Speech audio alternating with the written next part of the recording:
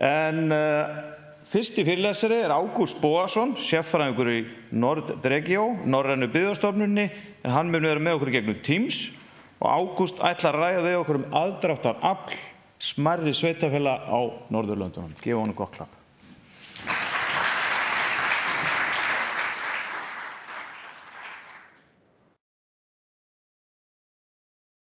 Góðan daginn.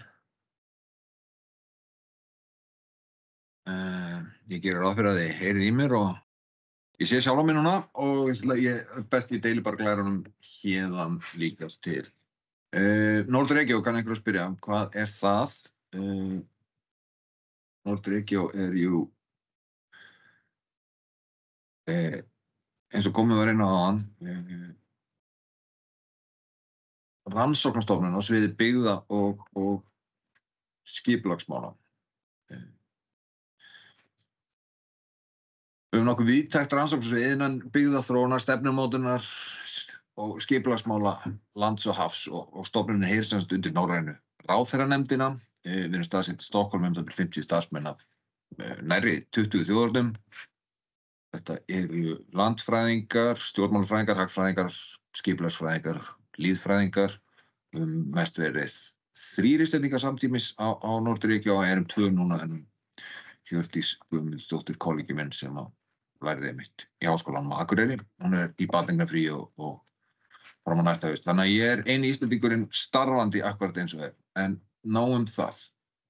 Ég var beðinn að fjalla rannsókn sem heitir Attractive Rural Municipalities in the Nordic Countries. Ég var beðinn það fyrir skemmstu á samtökum sveitarfélaga á Vesturlandi og rannsóknin var framkvæmd að mestu á árunum 2018 til 2019 og skýrslan kom út í ársbyrjun 2020 og nú hefur úrdráttur úr þessari skýrslu verið gerður á íslensku gefin út af rannsóknarstofnun í byggða- og sveitarstjórnarmálum að beiðni sveitarfélaga á Vesturlandi og hann Bjarki Grönfeldt sem flytur inn hérna á eftir kom með að undirbúa.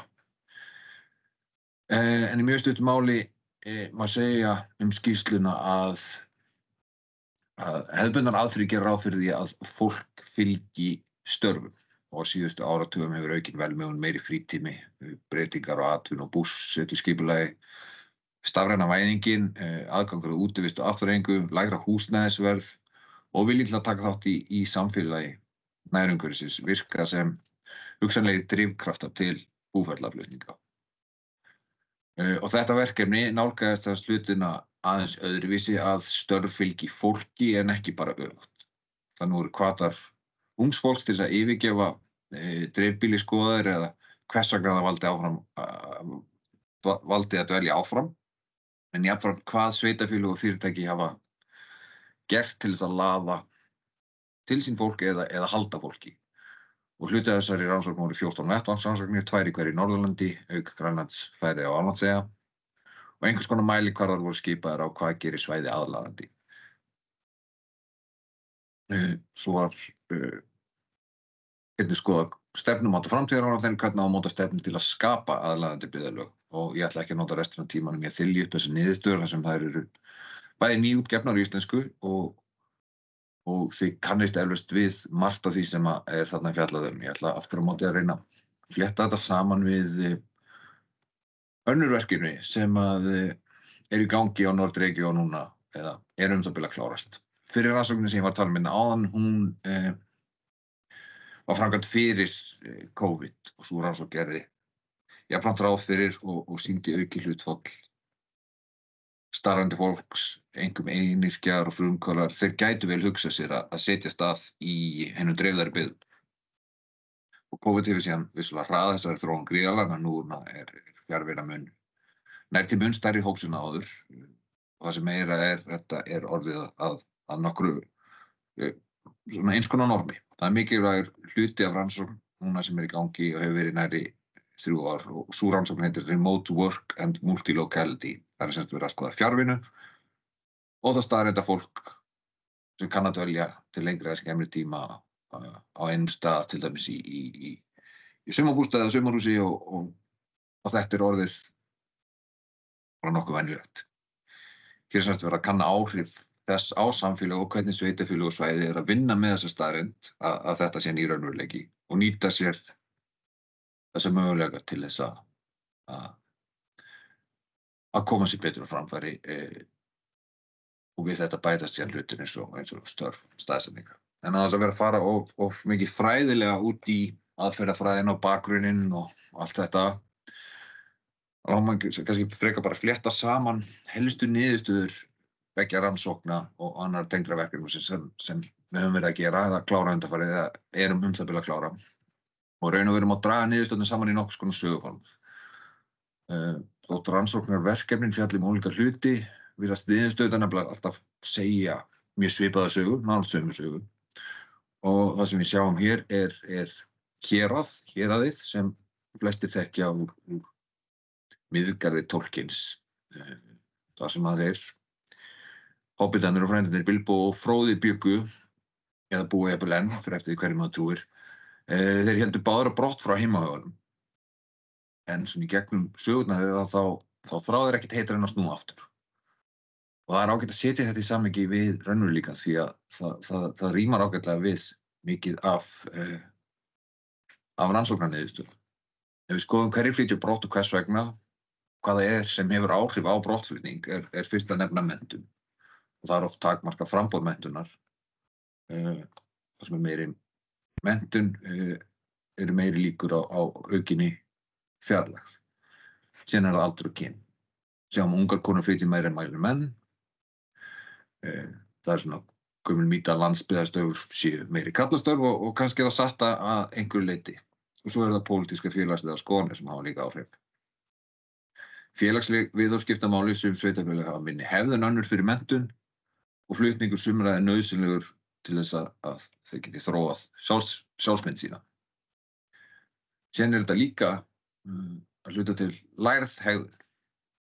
Við lærum að flytja, ungt fólk lærir frá foreldrum og skólakerfinu að það eigi að flytjast á brott. Og það hafa örugglega margir sem þekkja svona frasa eins og þú vilt ekki búa hérna alla ævi, það?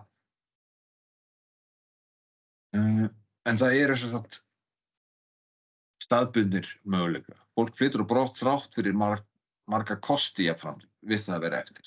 Það hefur sér tengslanet, sína starfsmöguleika, þekkingu á atvinnumarkaðnum, það er oft hagstæðara að lifa og það hefur sín félagslegu tengsl. Allt eitthvað sem mætti kalla jákvæða hluti. En þrátt fyrir það flytjast margir á brott. En það snýst ekki bara menntun og svo síðan störf því þótt að veitanlega vegi mjög þungt. Þegar við skoðum hvað skiptir mestu máli þegar fólk velur sér búsetu, þá má benda á fáeinar hluti. Auðvitað eru það störf. En í nýjum veruleika er það ekki bara störf sem laða að fólk, heldur geta staðið dregið til sín fólk sem síðan tekur með sér störf. Þess vegna þurfa möguleikandi til slíkra starfa að vera fyrir hendi og það snýst þá auðvitað bara þessa innviði sem þurfa að vera í góða lagi. Mörg sveitarfélög og staðir á Norðurlöndunum vinna því að nýta sér möguleikana til fjarvinnu. En flestir eru samt ekki markvisst að vinna að því fyrir utan að sjá til þess að einmitt fjarskipti, samgöngu og mögulega sameiginlegi vinnurými séu fyrir hendi. Annars eru öll þessi sveitarfélög meira að minna eins og þau voru fyrir COVID að fókusera á heildar aðdráttarafl sitt og hvað aðdráttarafl sveitarfélaga þá. Það nákvæmlega þetta. Möguleika til starfa, félagsleg tengsl, náttúrulega möguleika til útivistar, það er oft viðráðanlegri húsnæðiskostnaður, mun styttri vegalengdir, betri nærþjónusta og innan stóra gæsalappa rólegra, ekki streituvaldandi borgarlíf. Og munum að þetta er í norrænu samhengi, allt sem að segja, ekki bara íslensku. Þannig að þá það jafnframt niðurstaða margra rannsókna og sem við höfum rætt við fjölda fólks í gerð þessa alls að kannski þarf að setja fókusinn frekar á þá sem verða eftir en ekki þá sem fara burt. Það get ekki allir verið Bilbo eða Fróði og þó að sagan á Hobbitanum sem fór og ögraði drekanum eða sigraði hið illa sé mjög góð, þá gerðist heill hellingur heima í héraði á meðan og þau höfðu örugglega ekki hugmynd hvað var í gangi hjá Bilbo eða Fróða. fólki sem var þar allan tíma skipti meira máli fyrir þróun þess byggðarlags heldur en nokkuð tímann ferðalag Bilbao. Það fólki sem var eftir sem að býr til staðinn.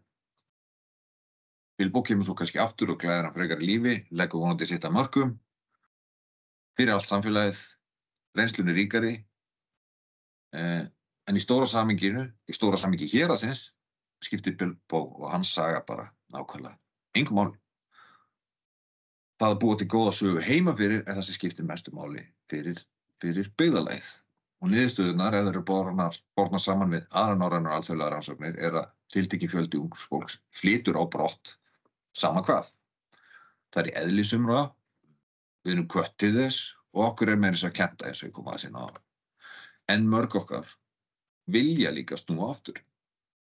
Og svo rannsóknir sýna að enginn kemur aftur nema honum hafi upprunalega liðið vel. Hann hafi jákvæðar tengingar. Það er svona alltaf lykilatriði. Fólk hafi góðar tengingar við staðan, jákvæðar tengingar. Það er eitt að ætla sér að laða að nýja íbúa og það er í sjálfu sér allt sem bendir til þess að það sé bara alveg ofboðslega erfitt. En allar rannsóknir sýna að flestir sem flytjast búferlum til minni svæða hafa einhverja tengingu þangað fyrir. Og þess vegna er sá hópur svo ofboðslega mikilvægur, hópurinn sem hefur tengingu við tiltekinn stað og hópurinn sem hefur búið á tiltekinn stað en síðan flust á brott, hvort sem er vegna náms eða vinnu eða ævintýraleitar eða hvað það er. Þannig að fækkun fólks á landsbyggðinni er ekki eitthvað sem er leyst á 4 ára tímabilum og bara með stóriðju eina vopni. Þetta er raunverulega langklaup sem að krefst langtíma stefnumorkunar og þótt að atvinnumöguleikar skipti vissulega máli þegar kemur að búsetu, þá ristir heildar aðdráttarafl staðanna miklu dýpra en svo. Og þróunin eftir COVID hefur bara sýnt að möguleikarnir eru miklu fleiri og var allt í kippt inn í nýjan raunveruleika sem að þvingu til þess að vinna á annan hátt sem að sýndi að það sem að mörg byggðarlög út á landi, við höfum verið að tala um áður, sé mögulegt. Það er þessi fjarvinnu möguleika. En aðpunkturinn er þessum að það skiptir gríðarlegu máli að viðhalda því aðdráttarafli sem þegar þetta er staðar á stöðum og skapa nýtt því að sagan heima fyrir er svo ofboðslega mikilvæg til þess að viðhalda aðdráttaraflinu sem er fyrir og fyrir framtíðina. Þannig að ég held ég hafi þetta ekki lengra sinni en segi bara takk fyrir mig.